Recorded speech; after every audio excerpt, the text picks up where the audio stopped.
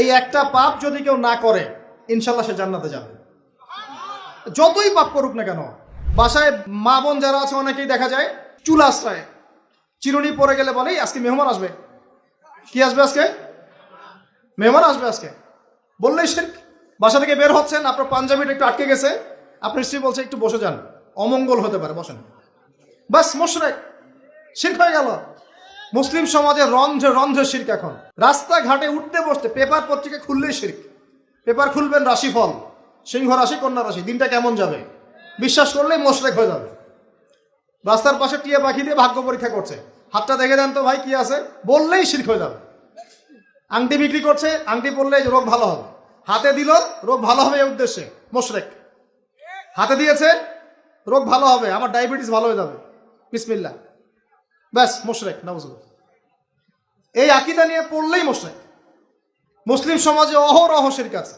আর আবু জেহেলের যুগে কি ছিল ভাই? আবু জেহেলের যুগে অনেকদিন বলেছি মেজর 5টা সমস্যা ছিল। কয়টা? মেজর 5টা, মাইনর সমস্যা অনেক, মেজর 5টা। এক, আবু জেহেলের যুগের বেশিরভাগ মানুষ শিরক করতো। কি করতো ভাই? লাত, উজ্জা, হবল, মানাত এইসব মূর্তির পূজা করতো।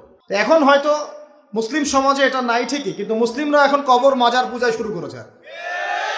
করে নাই? মুসলিমরাও এখন নেক্সট সুরতে ধোকা খাচ্ছে। শিরক তো আমাদের সমাজে চলছে। শিরক কি হয় কেন আমি লেকচার দিয়েছি, দেখবেন মুসলিম সমাজে কত শিরক চলছে। আবু জেহেলের যুগে শিরক ছিল, এগুলো বলতে থাকলে এটা নিয়ে আলোচনা করতে হবে। আলোচনার টপিক আমার আজকে অন্যরকম। আবু জেহেলের যুগে কি ছিল ভাই? শিরক ছিল, সমাজে রন্ধ্রে রন্ধ্রে শিরক ছিল। এখনকার সমাজেও শিরক আছে।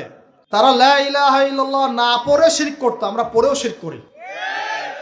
আল্লাহ পাক আমাদের সবাইকে শিরকের পাপ থেকে হেফাজত করুন বলি আমি।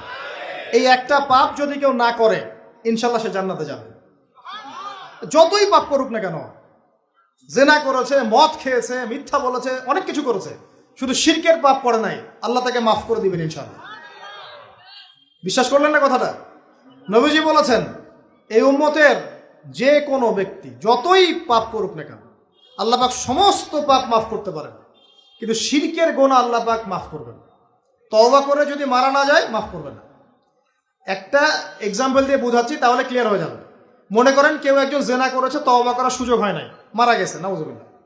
এখন আল্লাহ পাক কিয়ামতের মাঠে এই জেনার পাপটা মাফ করে দিতে পারেন, যদিও সে তওবা করে নাই। আল্লাহ পাক এই পাপটাও মাফ করতে পারেন।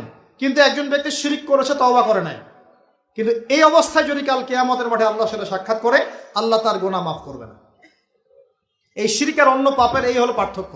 তাহলে সবচেয়ে কোন বিষয়টা থেকে আমাদের বেঁচে থাকা উচিত ভাই?